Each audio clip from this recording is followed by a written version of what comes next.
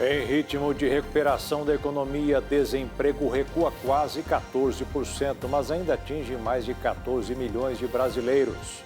Banco Central eleva a estimativa de alta do PIB em 2021 em razão da retomada das atividades. Presidente Jair Bolsonaro vai a Belo Horizonte e faz lançamento simbólico de Centro Nacional de Vacinas.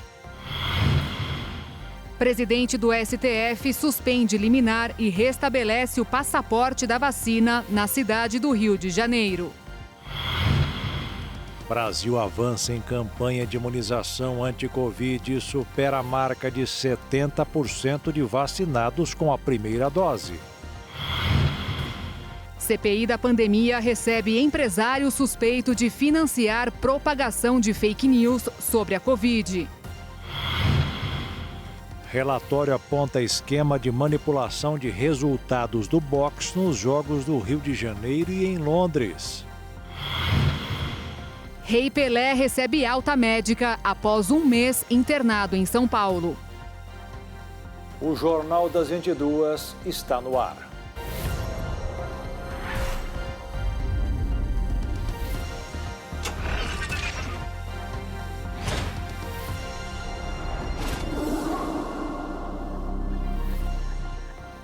Olá, boa noite. Boa noite. O Brasil deverá atingir a autonomia na produção de vacinas contra a Covid-19 a partir do ano que vem. Para alcançar o objetivo, o presidente Jair Bolsonaro e o ministro da Tecnologia, Marcos Pontes, lançaram hoje em Belo Horizonte, em Minas Gerais, a pedra fundamental do Centro Nacional de Imunização. Os governos federal e estadual vão gastar 80 milhões de reais no centro, que ficará ao lado da Universidade Federal de Minas Gerais, que o ministro Marcos Pontes chamou de a Oxford brasileira. Ali, segundo ele, o país vai atingir o ciclo completo de uma vacina. Tem 3 tipos de vacinas. Tem vacinas importadas, como a Coronavac, tem vacinas licenciadas, como a AstraZeneca, que a gente produz o insumo sob licença, e tem as vacinas nacionais, que são tecnologia de cientistas nacionais, produzidas no Brasil, gerando nota fiscal, emprego no país e deixando o país independente nessa produção. Isso é soberania. E nesta semana que marca os 1000 dias do atual governo, Belo Horizonte também ganhou a liberação de recursos para a modernização, ampliação e privatização do metrô da capital mineira. Da parte do governo federal, serão desembolsados 2 bilhões e 800 milhões de reais. Parte do dinheiro deverá ser usado para a construção de uma nova linha de trens na cidade. Nós temos a parceria do governo do estado. O governador Zema não hesitou em aportar 412 milhões de reais para, junto com os 2,8 bilhões, fazermos um total de 3,2 bilhões de reais que vão permitir, com a cisão do metrô de CBTU, finalmente transformarmos esse sonho em realidade. E o presidente Jair Bolsonaro voltou a cobrar providências para o preço do gás de botijão. Lembrou que a inflação realmente está alta, mas existem alternativas que devem ser buscadas pelo bem do consumidor. Recebi agora da nossa embaixada de fora do Brasil, de um país da Europa, falando da questão do preço dos alimentos e combustíveis fora do Brasil. Só do último mês de agosto para agora, o gás natural aumentou na Alemanha em 119%, na França em 149% e no Reino Unido 300%. Sabemos que esses países não são autossuficientes. O Brasil é autossuficiente. Temos que buscar formas legais, obviamente, de resolver esse problema. Temos gás no Brasil, somos autossuficientes em petróleo. Produzimos pouco mais de 3 milhões de barris por dia. Ninguém quer quebrar contratos, mas ajustá-lo, reajustá-lo, podemos fazer isso. Não podemos Em média, o bujão de gás está R$ 50 na Petrobras e chega a 130 para vocês. O corte de energia por falta de pagamento no caso dos consumidores de baixa renda voltará a ser permitido a partir de amanhã, dia 1º. Inicialmente, a medida valeria até 30 de junho, mas foi prorrogada pela agência até 30 de setembro. De acordo com a ANEEL, não há previsão de outro adiamento. A Petrobras vai destinar cerca de 300 milhões de reais para uma criação de um projeto social de apoio a famílias de baixa renda. O valor será para a compra de insumos essenciais com foco no gás de cozinha e tem duração de 15 meses. A verba foi aprovada pelo Conselho de Administração Estatal. De acordo com a companhia, o formato do programa está em fase final de estudos, assim como a forma que as famílias que estão em situação de vulnerabilidade serão escolhidas. A companhia também busca parceiros para a captação de investimentos. Segundo a empresa, o programa quer alinhar a sua atuação social ao que é praticado por outras empresas e justifica os efeitos que a pandemia causou nos preços. O anúncio foi realizado no momento em que a estatal é criticada por conta da sua política de preços que segue o mercado internacional. A Câmara dos Deputados aprovou um projeto de lei que cria o auxílio gás social, um subsídio a famílias de baixa renda para a compra de gás de cozinha. Para entrar em vigor, o texto ainda precisa ser aprovado pelos senadores e, em seguida, sancionado pelo presidente Jair Bolsonaro. A promoção em um posto de gasolina de São Paulo procurou chamar a atenção hoje para o lado B dessa história do preço dos combustíveis. 4.000 litros de gasolina foram vendidos a 40 centavos cada um. Como acontece com qualquer promoção, os consumidores formaram fila. Ainda mais que cada um pode abastecer o veículo com apenas 10 litros e pagar R$ 4,00. Para quem estava lá, valeu a pena, porque em outros locais a conta seria bem mais alta. R$ 60 por aí, onde eu pago dá quase R$ 6. Pelo menos o dia todo hoje dá para segurar, né? Segundo a Petrobras, apenas 34% do litro da gasolina fica com a estatal. O restante é formado por impostos e margem de lucro das empresas. Segundo a Associação Brasileira dos Revendedores de Combustíveis Independentes e Livres, os postos não seriam os grandes vilões dessa história, porque ficam em média com apenas 40 centavos do que sai das bombas. Com essa margem bruta, o posto ele tem que pagar todos os seus funcionários, o aluguel, o IPTU, água, luz, taxas e licenças ambientais, enfim, todos os seus custos. Foi por isso que o dono do posto onde aconteceu a promoção fez um apelo para que as cotações sejam contidas. Se para o consumidor a situação está ruim, para quem fica no final da linha do abastecimento não estaria muito diferente. Já não estava fácil antes da pandemia, por causa dos preços apertados que a gente está pagando na aquisição dos produtos, né? E com a pandemia, a gente teve no início dela queda de até 80% nas vendas. Agora que deu uma estabilizada um pouco, as quedas ainda são de 40%. Ou seja, eu vendo hoje 60% do que eu vendia antes da pandemia. Agora vamos ver os dados atualizados da vacinação contra a Covid no Brasil até o momento. De acordo com as secretarias de saúde dos estados e do Distrito Federal, já foram aplicadas 238.941.328 doses. 71% dos brasileiros foram vacinados com a primeira dose e mais de 91 milhões de pessoas estão totalmente imunizadas com as duas doses ou com a vacina de dose única. O Ministério da Saúde revelou que planeja um novo ciclo de imunização contra a Covid em 2022. A pasta pretende comprar novos lotes de vacina para o ano que vem, mas ainda não divulgou a quantidade e quais seriam os laboratórios. De acordo com o Ministério, a cobertura neste ano se dará por meio de 600 milhões de doses compradas pelo governo federal. Otávio Facuri foi ouvido hoje pela CPI da pandemia. O empresário e presidente do PTB em São Paulo disse que não negociou vacinas, não pagou por reportagens e é apenas um cidadão que tem opinião. Munido de um habeas corpus, Otávio Facuri foi ouvido pela CPI da pandemia nesta quinta-feira. Em sua fala inicial, defendeu a liberdade de expressão, citando uma decisão do ministro do STF, Alexandre de Moraes. Sobre o financiamento de notícias falsas sobre o tratamento contra a Covid-19 e o uso de máscara no enfrentamento à pandemia, disse que não pagou por matérias e que não produz notícias. É apenas um cidadão de opinião. Afirmou que cumpriu compromissos financeiros com o Instituto Força Brasil, do qual é vice-presidente, e embora o Instituto tenha negociado vacinas com o governo federal, Facuri disse não ter envolvimento com o assunto. Em relação à Davat, essa história toda, que eu soube depois, eu só vim a saber da reunião com o Davat, que tinha, depois que aconteceu, até porque eu não fico em Brasília, fico em São Paulo, tenho uma outra vida, uma vida empresarial, uma vida de trabalho, de outros negócios, vim a saber depois que ela aconteceu,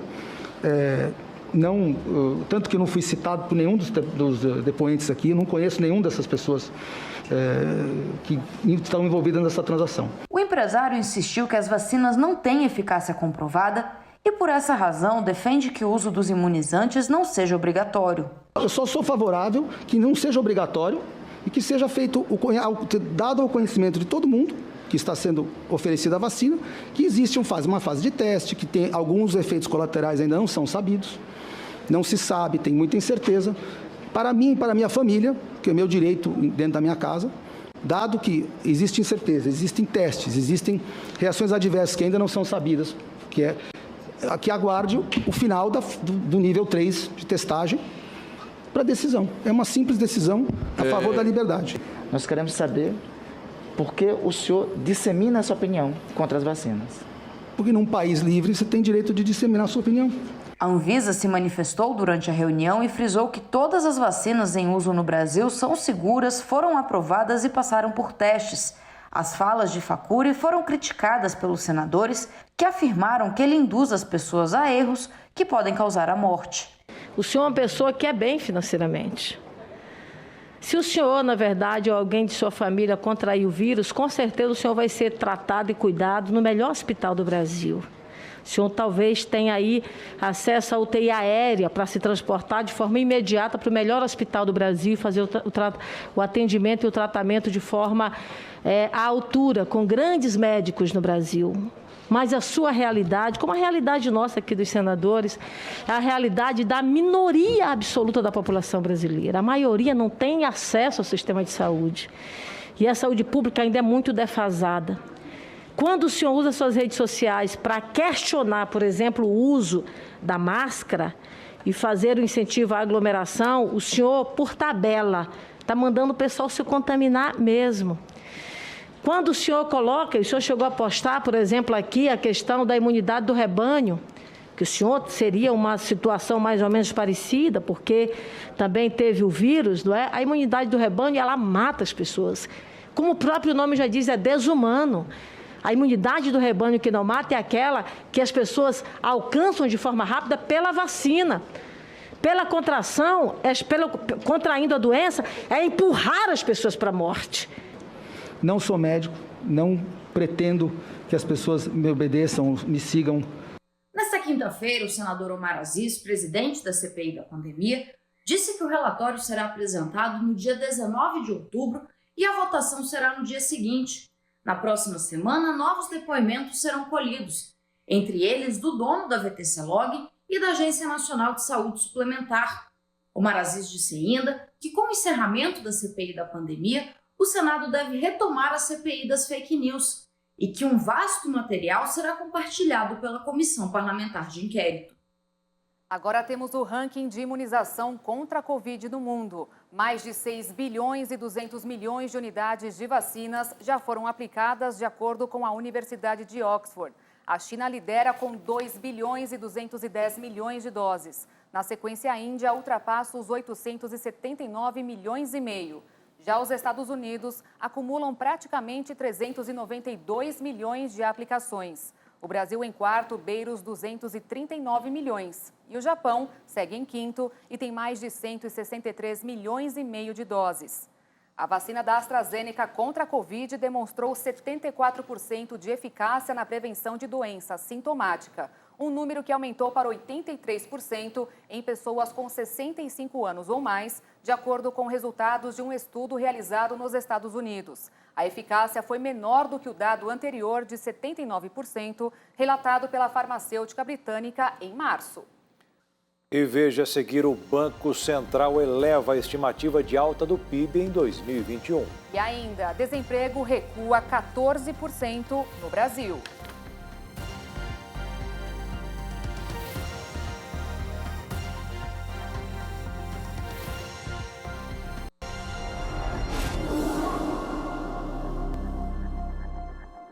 Segundo o IBGE, a taxa de desemprego no Brasil ficou em 13,7% no segundo trimestre de 2021.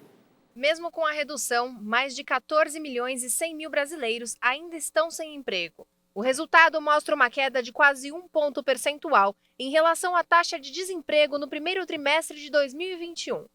Caiu de 14,7% para 13,8%, sendo a menor taxa de desemprego no ano.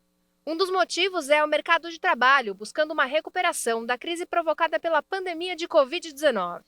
Segundo o IBGE, o recuo na taxa de desemprego foi influenciado principalmente pelo aumento no número de pessoas ocupadas, que cresceu em mais de 3 milhões em relação ao trimestre encerrado em abril, e agora está em 89 milhões. Com isso, o número de ocupação subiu 1,7 ponto percentual e está em 50,2%. Também teve o pagamento de mais uma rodada do auxílio emergencial nesta quinta-feira, desta vez para os nascidos no mês de setembro. O saque da sexta parcela do benefício para esse grupo será liberado no dia 15 de outubro. Os beneficiários que fazem parte do programa Bolsa Família e que têm o NIS com final 0 também receberam hoje a sexta parcela do auxílio. O Banco Central revisou a estimativa do PIB e da inflação para este ano. A estimativa de crescimento do Produto Interno Bruto, que é a soma de todos os bens e serviços produzidos no país, passou de 4,6% para 4,7%. Os dados foram divulgados nesta quinta-feira pelo Banco Central, que considerou que a projeção depende da continuidade da queda da pandemia e da redução dos níveis de incerteza econômica. A projeção da inflação também foi revista e deve encerrar o ano em 8,5%. Caso a nova projeção se concretize, será a inflação mais alta desde 2015. Em 2022, a projeção ficou em 3,7% e para 2023, 3,2%. Neste último dia do mês de setembro, o dólar fechou em alta no mercado financeiro de 0,29%. Hoje foi a 7ª sessão seguida de avanço, após renovar a máxima desde 4 de maio, na quarta-feira. A moeda norte-americana encerrou cotada em R$ 5,44 na venda e também acumula alta de 4,98% no ano. Com aumento de 7% na área plantada, Mato Grosso do Sul espera colher mais de 12 milhões de toneladas de soja na safra 2021-22. Isso se a chuva não demorar para chegar. Depois de 90 dias de vazio sanitário para evitar a propagação da ferrugem asiática, os produtores deram início à semeadura da soja. Desde o dia 15 de setembro, o produtor está permitido aí a fazer a semeadura de soja na área. Neste momento, o que os produtores mais esperam é a chuva, prevista para o início do mês de outubro. Todo produtor tem os maquinários de acordo com o tamanho da sua área e aqueles produtores que estão mais tranquilos, com um dimensionamento um pouco mais folgado, acaba esperando as melhores condições para colocar a semente no solo. Na safra passada, 2020-2021, a colheita de soja no estado atingiu 13 milhões e 300 mil toneladas de grãos, aumento de 17,8% em relação à safra 2019-2020. A produtividade fechou em 62,8 sacas por hectare. Entre janeiro e setembro deste ano, o preço médio da saca em Mato Grosso do Sul ficou em R$ 155,45. O produtor estava com tecnologia, estava com bastante responsabilidade no campo e foi coroado, aí, agraciado com uma safra recorde. Claro que a gente não pode esperar, a gente quer, mas a gente não pode prever uma safra recorde. Então a gente entra com uma perspectiva dentro da média histórica, né, dentro dos 56 sacos de média histórica que a gente tem, até porque temos uma previsão de menos chuva esse ano, nessa safra 21-22. A produção esperada para a safra 2021-2022 é de 12 milhões 773 mil toneladas de soja. uma queda estimada de 4% comparado à safra anterior, assim como a produtividade deve ser um pouco menor, 56 sacas por hectare. Em compensação, o custo de produção deve ser 12% maior. Preço de frete, preço dos insumos, o preço, enfim, todos os custos de produção, eles são também muito impactados pela alta do câmbio. E isso faz com que o nosso custo de produção seja onerado da mesma forma que o preço do produto aumenta. E veja a seguir, vulcão Kilauea entra em erupção no Havaí. E ainda, presidente do STF restabelece o passaporte da vacina na cidade do Rio de Janeiro.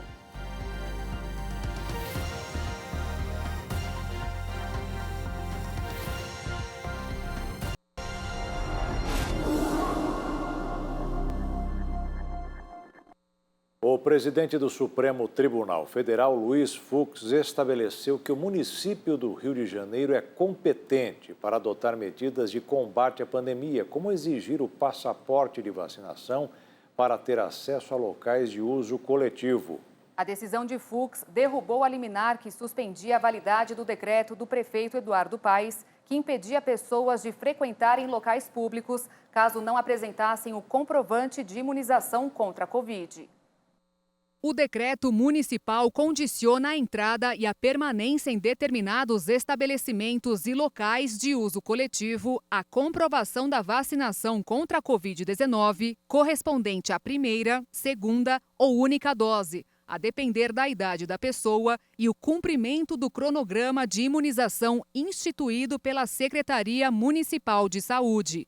O desembargador Paulo Rangel suspendeu o passaporte da vacina nesta quarta-feira, em decisão que classifica o ato da Prefeitura do Rio de Janeiro como um reflexo da ditadura sanitária e citou ainda o nazista Adolf Hitler. O magistrado alegou que se o cidadão quer ou não se vacinar, é um problema dele, que se encontra amparado pelos princípios da autodeterminação e da legalidade. E disse ainda que um decreto municipal não pode impedir a liberdade de locomoção de quem quer que seja por não estar vacinado. O jurista Lênio Streck afirmou que a decisão é equivocada, voluntarista e inconstitucional.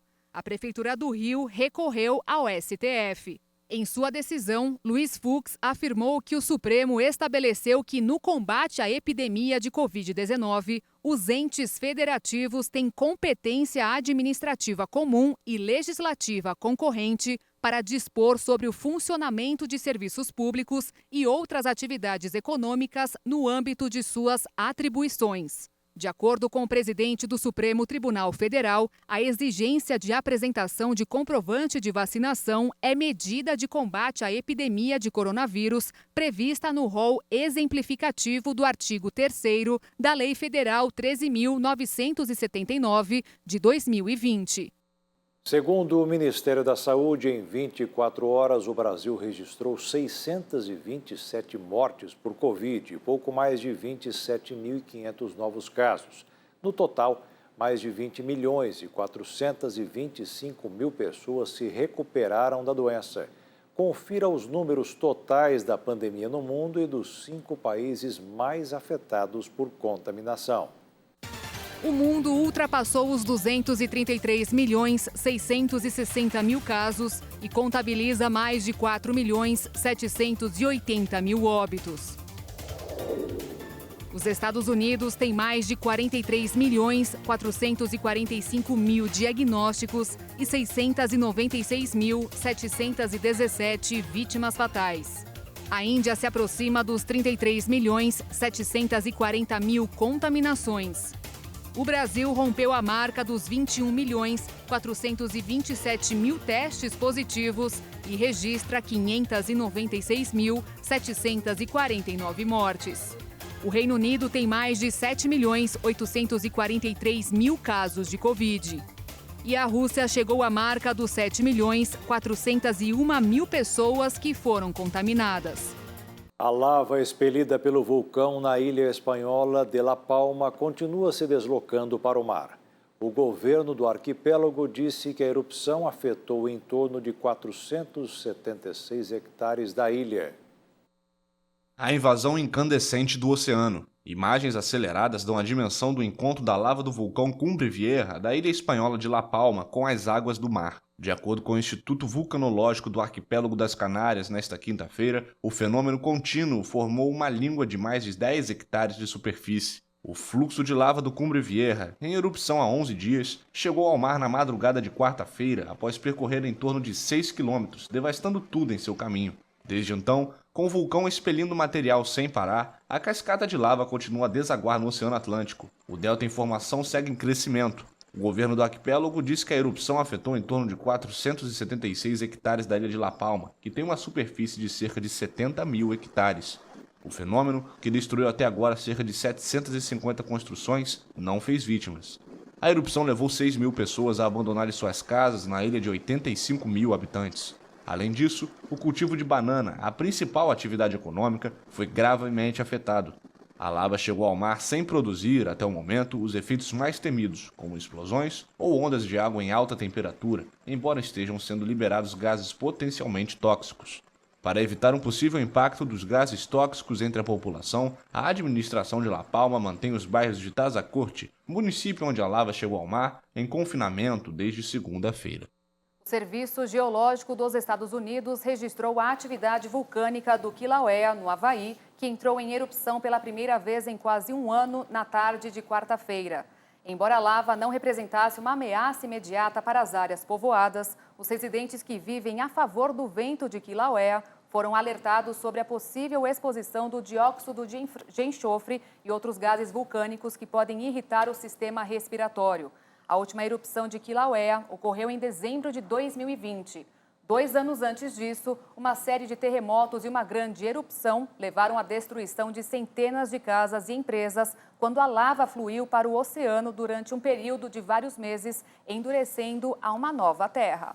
E veja a seguir, Rei Pelé recebe alta após ficar internado em São Paulo. E ainda, esquema de fraude nas lutas de boxe nas Olimpíadas do Rio.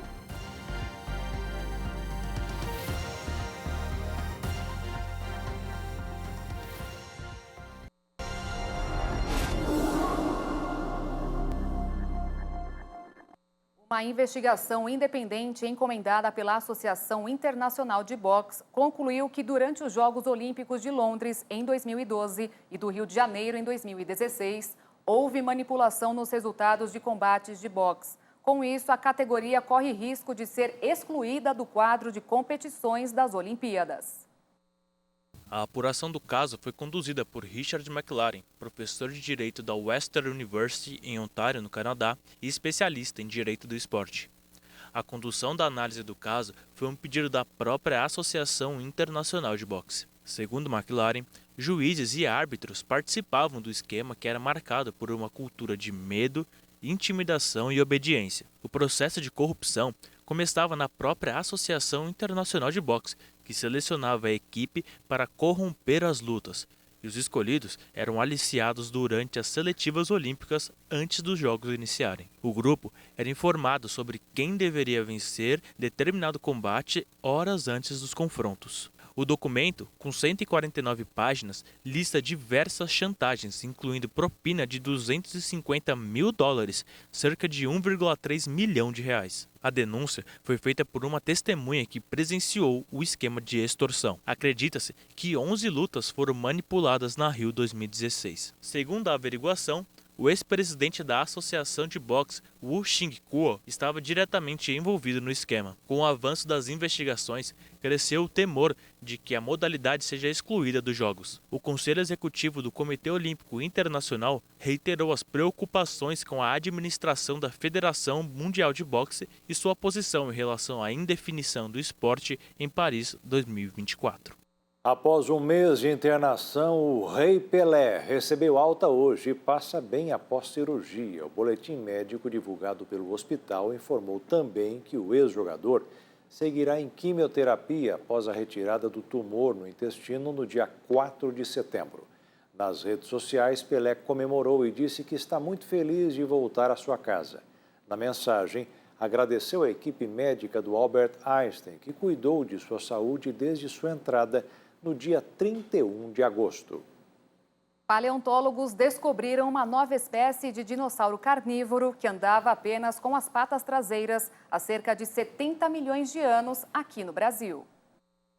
Chamado de Curupi-Itata, esse predador bípede é caracterizado por suas pernas fortes e braços curtos. Ele teria 5 metros de comprimento e tinha uma cauda forte e rígida. Os paleontólogos encontraram os restos fossilizados do Curupi-Itata em Monte Alto, no estado de São Paulo, um dos locais mais ricos do país para a descoberta de dinossauros. As vértebras e pelvis do dinossauro foram identificadas e mais pesquisas sobre outros fósseis estão em andamento. O trabalho de escavação em Monte Alto descobriu o primeiro pedaço do fóssil de Curupi-Itata em 2002. Outras escavações no local permitiram aos pesquisadores reunir mais informações sobre a nova espécie de dinossauro. Uma maquete de Curupi-Itata e seus restos fossilizados estará em uma exposição no Museu de Paleontologia de Monte Alto, com o trabalho do museu sobre a descoberta de dinossauros,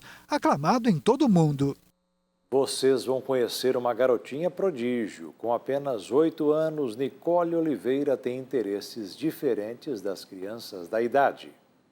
A pequena tem um canal no YouTube sobre astronomia e se dedica à caça de asteroides, um interesse que pode levá-la a bater um recorde mundial.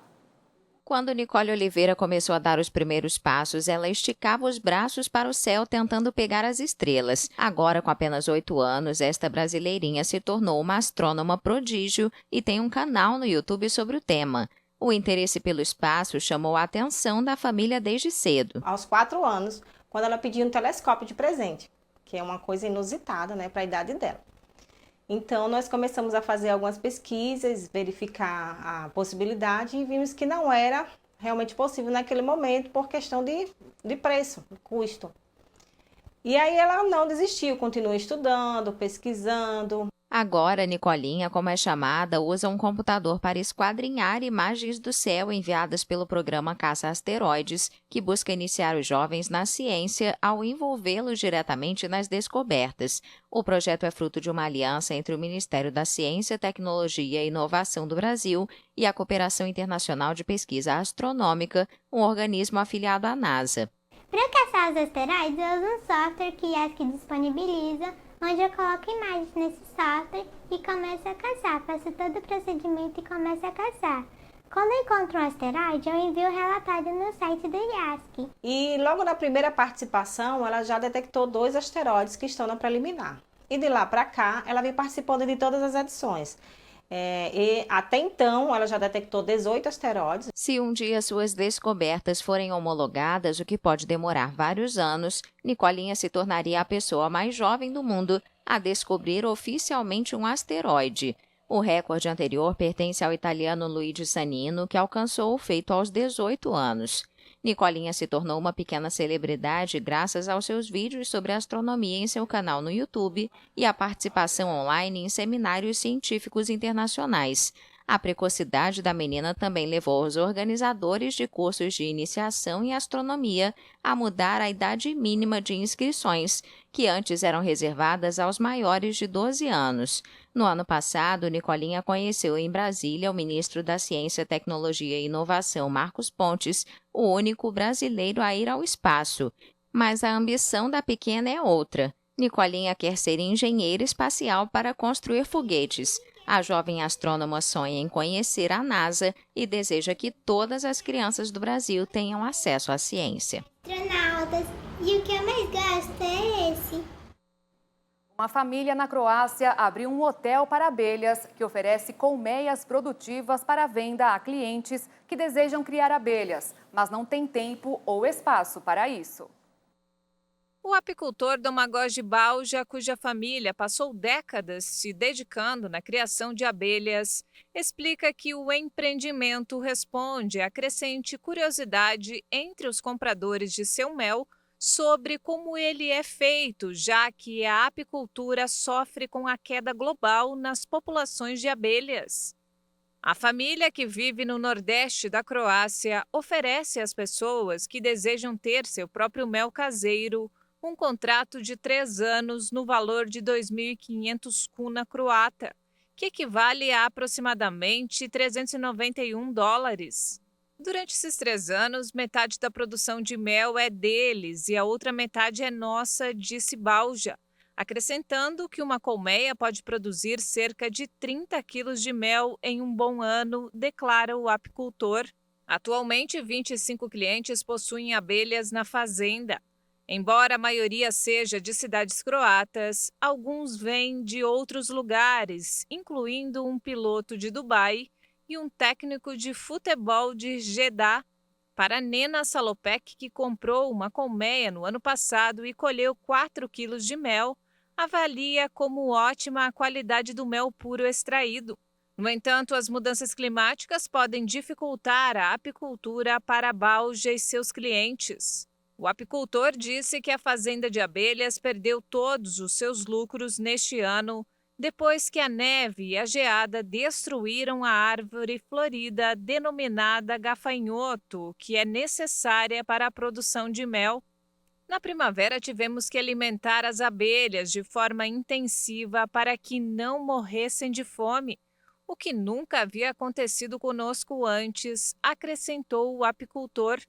As abelhas são vitais para fertilizar as plantas e estão ameaçadas pela atividade humana, pelo uso de pesticidas e fertilizantes e também pelas mudanças climáticas. Agora um momento de reflexão. Na live das 15 horas, o pastor Josias Cruz disse que quando conhecemos os nossos direitos que estão nas Escrituras, conseguimos apresentar as razões para que Deus opere em nossa vida. Quando conhecemos a verdade, nós nos tornamos filhos de Deus e somos libertos de todas as maldições por meio da morte de Cristo. Assim, devemos repreender o diabo, exigindo em nome de Jesus que desapareça da nossa vida.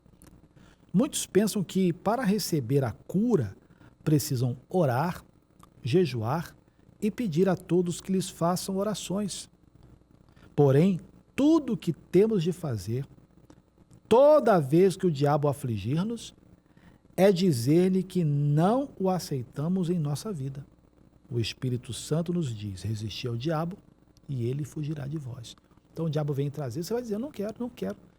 Então, quem vem trazendo é o diabo, então o que é do diabo eu não quero. Eu só quero aquilo que Deus tem para mim. O Sonário tem uma canção que ele canta, tudo que Deus tem para mim eu quero. Eu só quero o que Deus tem para mim, eu só quero o que a Bíblia diz que me pertence. Eu não quero aquilo que o inferno vem trazendo, uma doença, a separação, a frieza conjugal, a incompatibilidade, a infidelidade, a traição, ou qualquer outra maldição que houver nesse mundo, eu não quero, eu não aceito, então eu rejeito. Segundo a Bíblia Sagrada, eu devo então resistir ao diabo e ele fugirá de nós. Resista o diabo. Isso está em Tiago, capítulo 4, versículo 7. Resista o inferno. Precisamos exercer o nosso direito de desfrutar de todas as bênçãos. Não são poucas, são todas. Todas as bênçãos celestiais, espirituais nos lugares celestiais. Todas as bênçãos que Deus comprou para você, pertencem a você, são suas, não abra mão disso. Ainda que o inferno fale no seu ouvido, não é assim mesmo. Você tem que aceitar, afinal de contas, né? Doença não é para dar em pau, como diz o outro. Manda esse inferno calar a boca agora e não aceite. Resista. Se a Bíblia pede para resistir ao diabo, é que ele vai se opor. Ele vai fazer corpo duro. Mas a Bíblia diz que quando você resistir, ele fugirá de vós. Precisamos exercer o nosso direito de desfrutar de todas as bênçãos compradas para nós por Jesus, que nos amou a ponto de morrer na cruz, tornando-se maldição em nosso lugar. A palavra de Deus afirma que ele se enfermou para que fôssemos curados, por isso não temos de sofrer mais. Diz a Bíblia, ainda lembrando Isaías 53, só que o versículo 10 diz: todavia, ao Senhor agradou o moê-lo, fazendo-o enfermar. E o Jornal das 22 termina aqui. Obrigada pela sua companhia, um ótimo fim de noite para você e até amanhã. Uma boa noite, fique na paz. Tchau.